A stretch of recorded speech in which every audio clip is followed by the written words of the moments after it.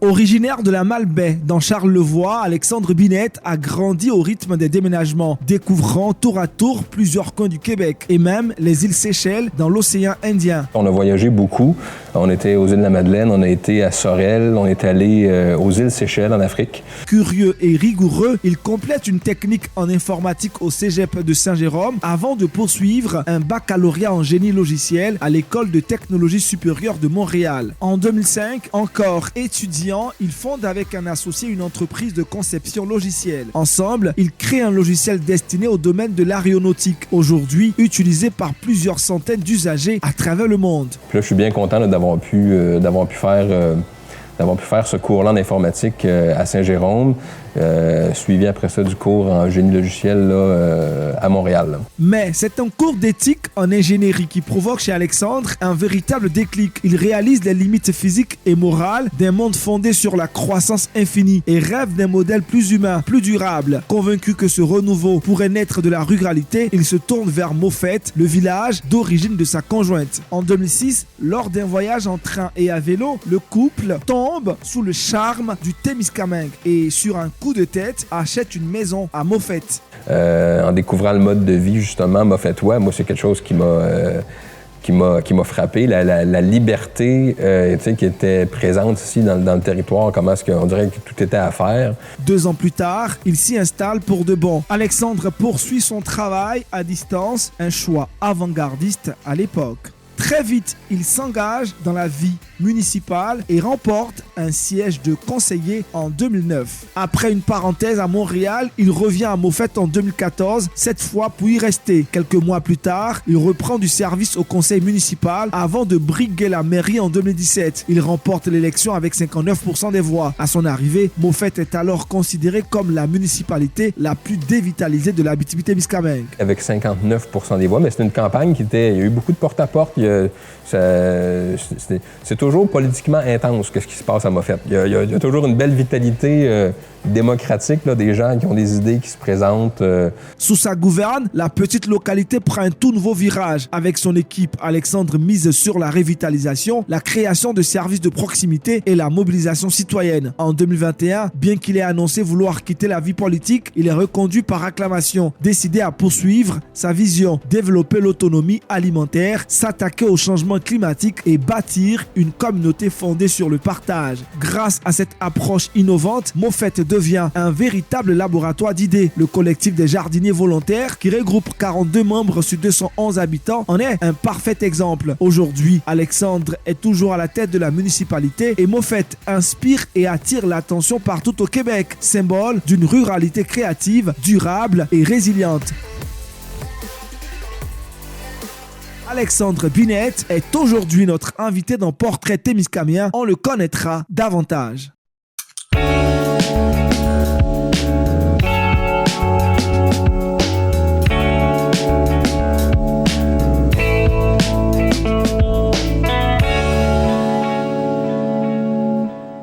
Merci Alexandre d'avoir accepté notre invitation de nous recevoir à Moffett. On est très heureux d'être avec toi aujourd'hui dans Portrait Témiscamien. Ça fait plaisir. Alexandre, on a eu à te présenter brièvement dans ta biographie. Si tu devais te représenter autrement, qu'est-ce que tu dirais de toi? Bien, qu'est-ce que je dirais de moi? Je suis né à La Malbaie, dans Charlevoix, mais je peux pas dire que je suis natif de La Malbaie parce que j'y ai demeuré seulement 2 mois. Quand j'avais 2 mois, mes parents sont déménagés aux îles de la Madeleine. On est resté là pendant 4 ans. Mon père était pasteur dans une église évangélique. Un peu comme on voit à Lorrainville, ici au Témiscamingue. Donc, même, je dirais mes parents, en fait, parce que c'est quelque chose, c'est vraiment un travail qui se faisait de couple. Puis, ils partaient des églises comme ça. On a voyagé beaucoup. On était aux îles de la Madeleine, on a été à Sorel, on est allé aux îles Seychelles en Afrique. On était supposé être là pendant 6 mois. Moi, quand on a déménagé là, j'avais 5 ans. C'était en 87. Puis on était supposé être là 6 mois, on est resté finalement 5 ans. Fait que j'ai fait l'essentiel de mon primaire là-bas. Quand je suis revenu ici au Québec, là, à Sorel, là, je parlais français comme les Français, parce que j'étais à l'école française là-bas. Puis fait que j'ai réappris très rapidement là, à changer d'accent là, pour être sûr de ne pas me faire niaiser là, dans la cour d'école. Donc on a resté là, on a été toujours un peu dans le même pattern. On a resté à Sainte-Adèle, à Saint-Jérôme, c'est là que j'ai fait mon cégep. Finalement, j'ai fait un bac aussi en génie logiciel à Montréal. Donc, c'est une question de se rapprocher de Montréal avant de partir loin de manière un peu radicale, là, de faire un déménagement. Là, Montréal m'a fait là, en 2008. Quels sont les plus beaux souvenirs que tu gardes de ton enfance, Alexandre? Ah, ben c'est magique, là. C'est sûr, la partie... avant 5 ans, je me rappelle pas de grand-chose, là, mais quand même, aux îles Seychelles, là, c'est quand même des îles, des petites îles là, où on parle créole séchellois, là. Mon concapable petit cause créole séchellois. J'écoute des fois les nouvelles de là, mais tu sais, c'est des belles petites îles paradisiaques avec des belles plages de sable blanc. Puis, donc, des amis que je me suis fait là-bas. Mais sinon, tu sais, c'est une enfance qui a quand même, comme je dis, qui a beaucoup de déménagements, tu sais, donc beaucoup de déracinement. Tu sais, tu te fais des amis, finalement, tu les perds, tu t'en refais d'autres. Fait que ça a été apprendre un peu à, je dirais, m'adapter à un changement presque continuel, là. Aujourd'hui, en regardant dans le rétroviseur, est-ce que cette vie où il y a eu beaucoup de déplacements, de déménagements, et tu disais de déracinement, t'a apporté des valeurs? Si oui, lesquelles? Ou à la limite, est-ce que ça a été contraignant pour toi? Ben, je pense que c'est ça. J'aurais pu le voir de deux manières. Tu sais, on peut voir ça comme ça, du déracinement ou tout le temps, c'est quoi l'opportunité de découvrir une nouvelle réalité. Moi, je pense que j'ai toujours été plus dans la partie, j'étais intéressé à découvrir des nouvelles choses. Tu sais, donc, c'est ça. Puis, tu sais, tout le cheminement aussi, tu sais, l'éducation, toute la partie, là, changer d'école, apprendre des nouvelles choses. Tu regardes comme à Saint-Jérôme, là, moi, j'ai fait une technique en informatique. C'était pas mon rêve dans la vie. Mon rêve, moi, quand j'étais en secondaire 5, c'était de devenir astrophysicien. Je tripais sur la science physique puis ces choses-là. Finalement, mon père m'a dit que ce serait peut-être mieux une carrière en informatique. Puis je pense qu'il avait raison, parce que les chances, les opportunités d'emploi sont moindres dans un domaine comme celui-là. Puis là, je suis bien content là, d'avoir pu faire ce cours-là en informatique à Saint-Jérôme, suivi après ça du cours en génie logiciel là, à Montréal. Là. Donc, c'est ça. Tu as grandi en déménageant à plusieurs endroits, y compris aux îles Seychelles, tu le disais tantôt. Oui. Comment ces expériences ont-elles influencé ta vision du monde et ton approche du leadership? Bien, je dirais ma vision du monde. C'est tout le temps, je pense, important de voir. Quand on est exposé à des réalités différentes, ça donne une meilleure idée de ce qu'est la réalité. Parce que souvent, quand on grandit, je pense, dans un environnement qui est très fermé, où est-ce qu'on voit peut-être peu de gens, peu de situations différentes, on peut s'imaginer qu'est-ce qu'est la réalité. Alors que quand on est exposé comme ça tout le temps à d'autres situations, je pense qu'on a peut-être une meilleure opportunité d'apprentissage, justement, de de comment les choses fonctionnent. Tu sais, on peut voir des gens, moi je me rappelle quand j'étais enfant, tu sais, on s'amusait avec absolument rien, là. Tu voyais des gens qui avaient 2 bâtons de bois puis un vieux pneu, on mettait de l'eau puis du savon dedans puis on courait avec ça puis c'était ça. Tu sais, fait qu'on se dit, ben on peut s'amuser avec pas grand-chose. Il y a des occasions d'être heureux facilement, un peu n'importe où. Fait que je pense que c'est peut-être ces valeurs-là que j'ai appris que encore aujourd'hui, là, je pense que je suis capable de trouver le bonheur assez facilement. Là. Intéressant ce que tu dis. Et parlons un peu de Mofet. Avant de t'installer à Mofet, tu as fondé une entreprise de conception logicielle, oui, utilisée à l'international. Comment cette expérience entrepreneuriale t'a-t-elle préparé à ton rôle de maire? Est-ce qu'elle a eu une influence, un impact? Bien, chose certaine, jamais j'aurais pensé, jusqu'à il y a justement quelques années dans ma vie, que je pourrais être maire d'une municipalité. Tu sais, l'entreprise que j'ai formée, où est-ce que je fais de la consultation, de la conception de logiciels, ça s'est fait à l'université. J'avais un de mes amis là-bas, on était 2, là, puis on est devenus partenaires pour former l'entreprise. Donc, oui, il y a des compétences techniques là, que j'ai acquis qui peuvent encore m'aider aujourd'hui. Tout ce qui est dans la rédaction de documents, ces choses-là, je pense que ça m'aide encore. Mais ce qui a changé, une chose qui a changé quand même assez radicalement de monnaie pendant que j'étais à l'université, j'ai fait un cours. J'ai fait un cours qui s'appelait Éthique, environnement et société. C'est un cours obligatoire dans le tronc commun en ingénierie. Puis c'est un cours qui était donné par une sociologue. Puis ça m'a jeté par terre. T'sais. On dirait que c'est comme, je me suis dit, bon, ben pourquoi est-ce qu'on fait ce qu'on fait dans la vie? T'sais, moi, je voulais me partir d'une entreprise, puis essayer de faire le plus d'argent le plus vite possible, prendre ma retraite le plus jeune possible. En tout cas, j'étais dans cette optique-là. Jusqu'à ce que je fasse ce cours-là, puis on dirait que ça m'a un peu jeté par terre, puis je me suis dit, bon, mais pourquoi est-ce qu'on fait tout ce qu'on fait? On essaie de devenir comme de plus en plus riche, d'accumuler du matériel, d'accumuler des choses, mais à quoi ça sert, tu sais, à quoi ça sert au fond? Fait que c'est suite à ce cours-là que je me suis intéressé à tu sais, tout l'aspect énergétique, matériel, croissance économique. Je me dis, est-ce que ça a du sens, cette affaire-là? Puis en même temps que je faisais ça, mes idées changeaient, mes cheveux poussaient. Je suis devenu un peu plus... je m'intéressais à changer le monde. Tu sais, je me suis dit, ça marche pas. Tu sais, on fait quoi? On s'en va directement dans un mur avec ce modèle de croissance économique-là. Qu'est-ce qu'on pourrait faire d'autre? Puis, tu sais, quand tu veux changer le monde, c'est pas en ville que tu vas réussir à le faire, parce qu'en ville, il y a tellement de gens qui sont pas intéressés par du changement ou quoi que ce soit, que il faut que tu te battes puis que tu mettes énormément d'énergie. Fait qu'assez rapidement, je me suis dit que si je suis pour changer quelque chose dans la vie, si je suis capable de faire de quoi, il faut être pragmatique, c'est en ruralité que ça va se faire. Puis, ma conjointe de l'époque, à ce moment-là, ben, toujours ma conjointe aujourd'hui, mais que je m'étais fait à ce moment-là, elle était originaire de Moffett. Puis je me suis dit, est-ce que ça serait possible, ça, de venir vivre à Moffett? Fait que, tu sais, en venant visiter sa famille, en découvrant le mode de vie, justement, moffettois, moi, c'est quelque chose qui m'a frappé, la liberté tu sais, qui était présente ici dans le territoire, comment est-ce qu'on dirait que tout était à faire. Mais tu sais, moi, je trouvais le terreau très fertile pour emmener justement des idées de changement. Puis, tu sais, c'est là qu'on a décidé de déménager. Je dirais que c'était pas son objectif original là, à ma conjointe de venir se réinstaller dans son village, mais c'est quelque chose tu sais, en bout de ligne, ça a été notre vie. Là, on a fait ça. Puis, c'est l'endroit, même si j'ai déménagé beaucoup dans ma vie, l'endroit que je suis resté le plus longtemps, c'est à Moffett, là. Donc, en quelle année tu décides de venir à Moffett? C'est que c'est évident que tu le dis très bien, c'était pas un choix de prédilection pour ta conjointe. Comment tu arrives déjà à la convaincre? Et est-ce que tu es venu avec l'intention de changement? Et bref, mais comment tu arrives à la convaincre à s'installer finalement à Moffett? Et c'était en quelle année déjà? On fait un peu d'histoire. Là, on fait un peu d'histoire. On parle... on est en 2005-2006, là, où est-ce qu'on commence à réfléchir à ça très sérieusement. Puis, tu sais, nous, un peu sur un coup de tête, là, alors que j'étais encore étudiant à l'université, on est venu ici, on a fait un voyage en train de Montréal jusqu'à Sainte-Terre.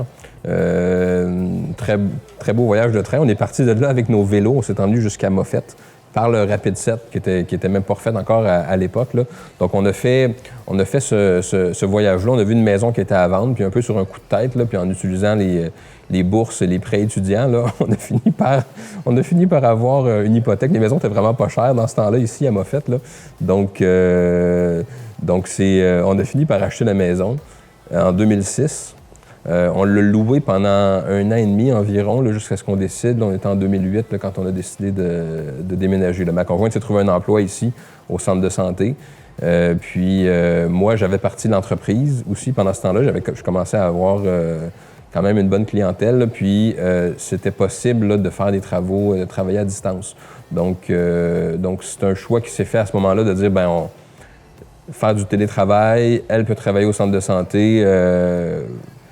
Moi, mes cheveux qui avaient déjà allongé puis qui avaient envie de vivre une vie un peu plus, j'ai pas envie de dire hippie, là, mais tu sais, quand je suis arrivé ici, j'avais des poulets, là. J'ai déjà eu jusqu'à 50 chapons que je m'occupais, mais tu sais, c'était plus dans le plaisir d'essayer de faire un peu là, d'alimentation, mais c'était vraiment avec ces idées-là, tu sais, que j'arrivais de vouloir trouver un autre mode de vie là, qui était rural comme ça. Fait qu'on a fait ce saut-là un peu dans le vide, là, puis on est encore ici. Et après ton installation, à quel moment tu prends la décision ou tu réfléchis mûrement à te présenter comme candidat aux élections municipales? Très rapidement. Très rapidement. Même avant. Avant de t'installer? Avant de venir à Moffett. À Moffett. Parce que, tu sais, quand on arrive dans un milieu comme ici, là, en tout cas, ça, c'est mon opinion, c'est que moi, déjà, j'avais quand même, tu sais, ma conjointe, donc je n'étais pas complètement inconnu, là.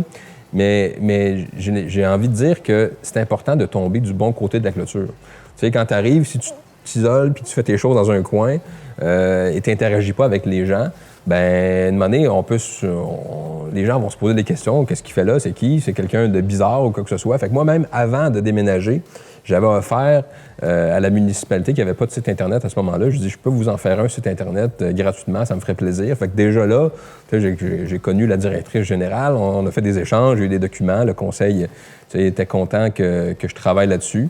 Ça, c'était avant même d'arriver.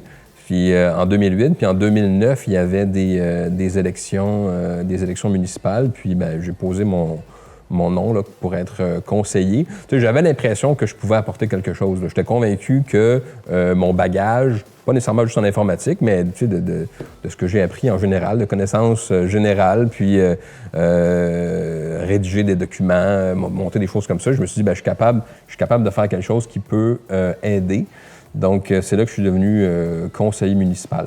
Et quelles ont été tes premières impressions en politique municipale dès que tu deviens conseiller municipal et justement tes plus grands défis à ce moment-là? Bien, ma première impression, tu sais, j'arrivais un peu naïvement avec beaucoup de conviction. Tu sais, je disais, je voulais un peu changer le monde, puis je me dis, waouh, la politique municipale, c'est de la politique de proximité, on est capable de proposer des choses, faire des affaires.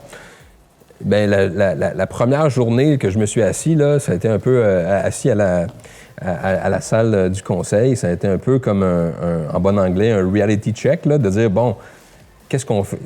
Qu'est-ce que ça fait un conseil municipal? Tu sais, on a acheté, je me rappelle très bien, c'est un peu une blague, là, mais il y avait une résolution pour acheter 4 pintes d'huile. Je suis comme, ah oui, on va jusqu'à acheter des choses comme ça. Tu sais, c'était vraiment une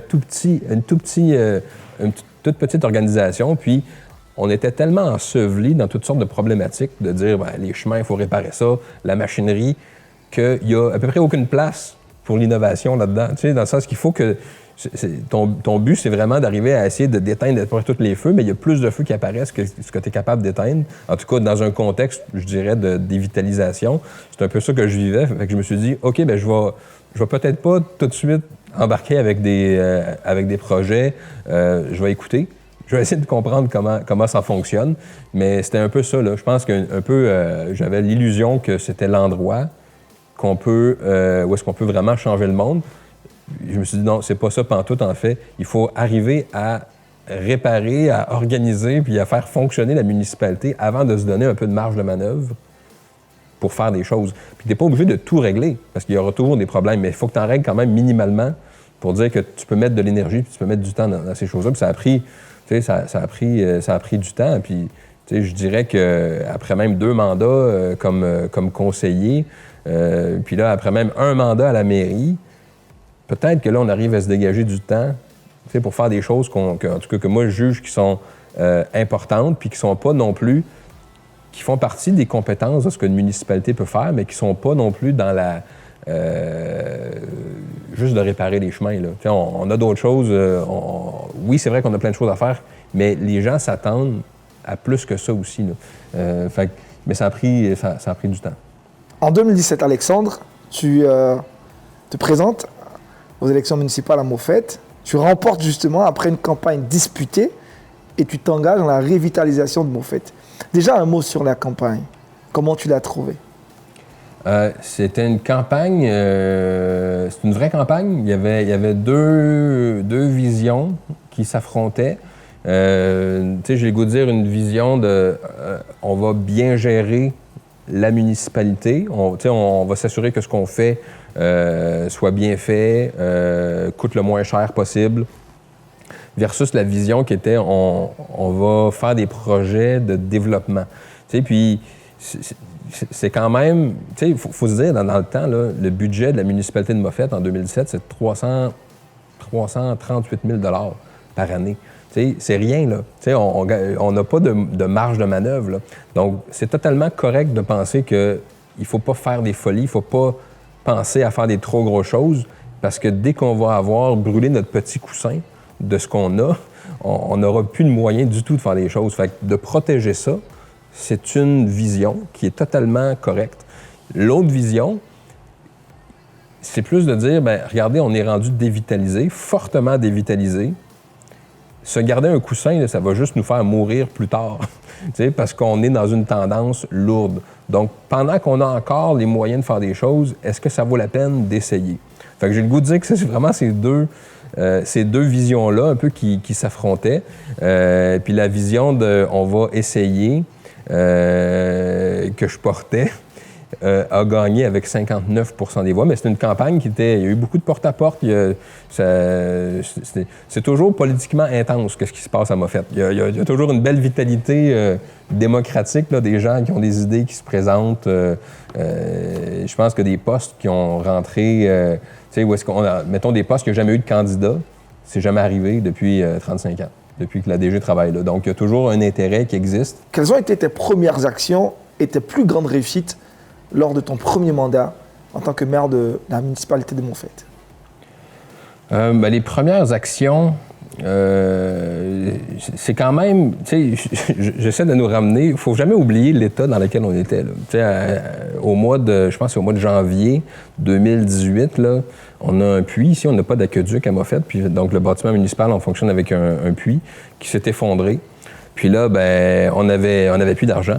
On avait, je pense qu'il restait 10 000 $ dans le compte. Là. On attendait presque pour payer nos fournisseurs parce qu'on attendait que les premières taxes municipales, les premiers chèques de taxes municipales rentrent. On vivait un peu comme ça. Donc, on a eu...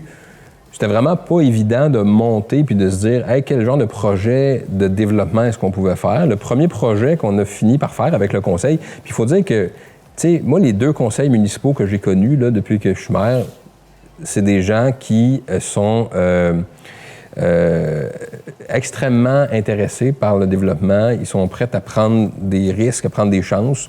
Fait que ça a bien fonctionné. Puis ce premier projet-là qu'on a voulu faire, c'est un parc pour enfants. Juste en face du restaurant, là, on avait un terrain qui était là, qui avait rien qui se passait avec. Puis on a décidé de faire un projet, mais encore là, c'est un projet là. À plus de 100 000 $. On voulait faire quelque chose qui n'était pas juste fonctionnel, minimal. On s'est dit, si on veut faire quelque chose, on veut qu'il soit beau, on veut que les gens en soient fiers. On veut que ce soit vraiment une occasion de dire, hey, on est capable de faire quelque chose. Fait que c'était vraiment notre réalité à ce moment-là. On a commencé le projet. On a trouvé du financement quand même pour le faire. Puis, il y a il y avait beaucoup de détracteurs. Des gens qu'on entendait dans le village. Puis moi, c'est trop beau pour nous autres, un parc comme ça, avec du pavé uni, une zone d'accès Wi-Fi. C'est-tu vraiment utile? On a-tu des enfants? On a-tu des enfants? Puis, on l'a réalisé quand même, ce projet-là. Puis, les plus grands détracteurs du projet, une fois qu'il a été réalisé, puis qu'ils se sont rendus compte que oui, on avait un peu d'enfants, mais on avait aussi beaucoup de petits-enfants. Quand ils venaient voir leurs grands-parents au village, les grands-parents allaient jouer avec eux là. Les plus grands détracteurs sont devenus ambassadeurs. Wow. Puis ce parc-là, c'est devenu comme une espèce de renouveau, où est-ce que, justement, on s'est dit, hey, on est capable de faire quelque chose de tellement beau que c'est presque choquant. On est fiers de ce parc-là. Il y a même des détracteurs devenus ambassadeurs qui ne voulaient même plus que les employés municipaux s'en occupent. Ils ont dit, on va y aller, nous, tonne de gazon, on va s'occuper des fleurs. Puis c'est surprenant. Fait que cette espèce de renversement-là, c'est quelque chose comme un peu d'inhabituel. Puis c'est là, après ça, que le deuxième projet auquel on s'est attaqué, c'est le marché public de Moffett. En fait, qui était un dépanneur qui avait fermé. Puis on se retrouvait avec vraiment beaucoup moins de services de proximité. Donc, on s'est demandé à la municipalité qu'est-ce qu'on pouvait faire. Puis ce qu'on peut faire pour aider au niveau du développement économique, c'est vraiment pas grand-chose, là. On est quand même limité dans nos compétences municipales au niveau du développement économique. Celui il y a 4 choses qu'on peut faire essentiellement. C'est un centre de foire ou de congrès, un kiosque d'information touristique, un embranchement ferroviaire et un marché public. Ça, c'est des affaires que la municipalité peut porter elle-même ou, quand on regarde au niveau du 2e alinéa dans la loi, on peut aussi donner ça en gestion à un opérateur. Fait que là, on a analysé, nous, est-ce qu'on est capable de faire ça? La municipalité a racheté l'ancien dépanneur, station-service, de rénover ce bâtiment-là puis de trouver un opérateur qui pourrait y opérer un marché public. Et accessoirement, on dit accessoirement, même si c'est une partie qui génère quand même beaucoup plus de revenus, mais accessoirement, un dépanneur et une station-service. Donc, on a trouvé quelqu'un, puis là, on était rendu, après les rénovations, tout ça, on est rendu en 2020. En 2020, où est-ce qu'on a retrouvé ce service de proximité-là. Puis, ça aussi, c'était une bâtisse qui était comme extrêmement négligée dans la municipalité, qui était presque, je ne veux pas dire abandonnée, là, mais c'était pas la plus belle bâtisse. Puis, on a fait quelque chose qui était très beau avec ça. Moi, j'étais très fier du look que ça a eu. Puis, tellement que, même les voisins qui étaient autour, je pense qu'ils ont comme amélioré leur maison. Il y en a un qui a tout lavé sa cour parce que c'était rendu la place centrale. Là. Donc, le fait d'avoir fait ces 2 choses-là, à la fois dans la population, on a réussi 2 choses de suite. Là. Fait qu'on s'est dit, on est capable de faire n'importe quoi. Au niveau du conseil municipal, la confiance était bonne. Financièrement, ça allait mieux. On arrivait, j'ai l'impression, à retenir déjà un petit peu plus les gens à Moffett. Donc, on était vraiment dans ce concept-là de dire on peut faire n'importe quoi, même si on est tout petit. La grande question, c'est qu'est-ce qu'on fait? Wow! Comme quoi, tu réussis ton premier mandat de 2017 à 2021. Et chose étonnante, en 2021, tu annonces ton départ de la vie politique. C'est vrai. Pourquoi? En fait, j'ai une conjointe et 2 enfants, un fils de 13 ans, une fille de 16 ans aujourd'hui. Ma fille a un TDL, un trouble du langage et un handicap. Puis elle suit un cheminement particulier à l'école. Ce qui nous a amené, en fait, elle a commencé le secondaire il y a 2 ans. Puis ce qui était prévu, en fait, c'était qu'elle aille à l'école à Notre-Dame-du-Nord. Puis là, aller à Notre-Dame-du-Nord à l'école, partir de Moffett, là, tu pars très tôt le matin. Je pensais peut-être un petit peu avant 7 heures le matin, puis tu fais 3 heures d'autobus par jour. Oui, tu as le service de transport qui s'en va jusqu'à là-bas, mais je trouvais que c'était beaucoup trop long pour elle. Je me suis dit, ça fonctionnera pas. Il faudrait qu'on se trouve quelque chose d'autre, plus proche de son école. Fait qu'on a commencé à regarder. Puis, les élections, les élections s'en venaient aussi. Fait que je me suis dit, je pense que je me représenterai pas, même si ça me tente beaucoup, en fait, de me représenter, parce que si je déménage en plein mandat, ça ressemble à quoi un maire qui déménage de son village en plein cours de mandat? Ça faisait pas de sens pour moi. Mais j'ai 2 conseillères qui ont travaillé, en tout cas, eux autres n'acceptaient pas, ils voulaient que je reste. Puis, moi, ça me tentait aussi de rester, là, mais je pensais que c'était impossible. Je suis allé jusqu'à écrire une lettre dans le journal, comme quoi que je quittais. Mais c'est ça, finalement, j'ai 2 conseillères qui, pendant les élections, m'ont dit hey, nous, on aimerait ça ramasser des signatures pour essayer de te convaincre de rester quand même. Fait que je l'ai autorisé, ils sont promenés dans le village, puis ils sont revenus. Quand on veut devenir maire, tu as besoin de 5 signatures pour ton bulletin de mise en candidature. Puis ils sont revenus, eux autres, avec 5 signatures de plus que la moitié de la liste électorale. Fait que là, je me suis dit, OK, même des gens que j'aurais jamais osé aller voir pour demander une signature, qui ont signé quand même. Fait que je me dis, qu'est-ce que ça veut dire? Je pense que ça veut dire que les gens, ça leur dérange pas nécessairement. Je pense que c'est plus la notion de quel est ton sentiment d'appartenance, où est-ce que tu es prête à mettre ton temps. Puis, même si je reste la plupart du temps maintenant à Lorrainville, une maison qu'on a achetée là-bas, c'est totalement possible de poursuivre la job de maire de Moffett. Là, j'habite, même... Je garde en fait une résidence. Il faut quand même que tu aies une résidence là, pour légalement être maire, là, mais ça peut être un chalet ou quoi que ce soit d'autre. C'est pas important. Mais fait que je garde ma résidence, moi, ici à Moffett. Là, puis je continue. Je passe encore au moins 3 à 4 journées par semaine là, à travailler ici là, pour la municipalité.